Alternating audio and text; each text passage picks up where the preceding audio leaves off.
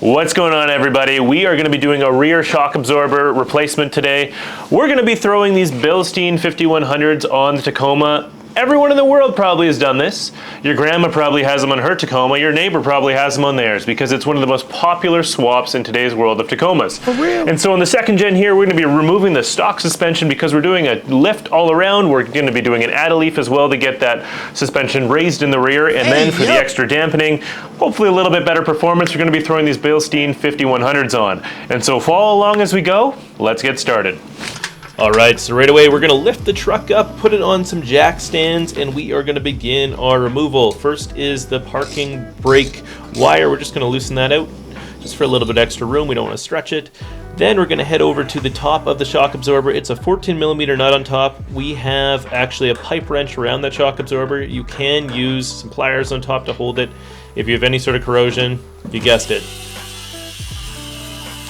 We went ahead and just cut that out. You can spin it around to make sure your cutting disc can fit all the way around the bolt. Smack it and it will come loose. Once you've gone ahead and removed that, we're going to head down to the lower shock bolt. This is a 17mm bolt with a nut that is also 17mm on the other side. We're just going to loosen that off. You might need to give it a little bit of a love tap to get it out there, but it should come out fairly easy. Now let's reassemble.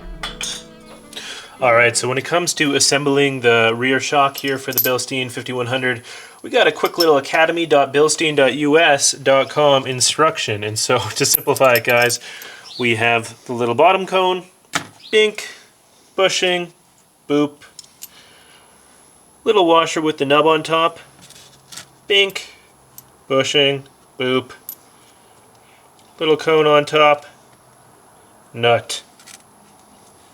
Easy as that. Let's throw it on the truck. Alright, let's get ready to party. Bottom, bushing, top with nub, over to truck. Old bushing. Light isn't on. Turn the light on, that's on my head. I love this headlamp. Link in description. And we're going to compress a little bit. Get it in there. Make sure that is all good. It slides right in. Bushing, top, nut. Alright, just going to go grab an Allen key because we're going to stick it in there, and then the top is going to be a 14, and we're just going to tighten it until the bushing is nice and compressed. I have to admit, I'm a liar, but not a thief. This is a 17, not a 14. Just going to slide that on there. We put a little Allen key inside.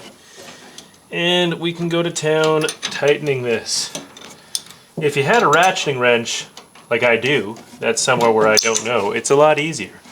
But we're just going to tighten this, I believe the torque spec, what is it, like 14 or something like that? I think it's around 14.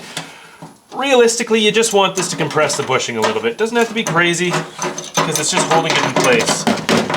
I'm just making a racket because I got this Allen key stuck. You can do that if you want.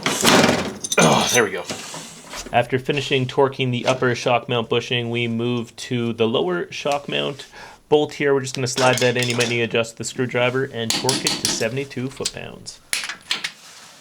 Alright guys, we are pretty much done. Take a look here. This is what a Bilstein 5100 looks like on the truck. It's got that nice dust cover on it. It's got the stainless steel shock body.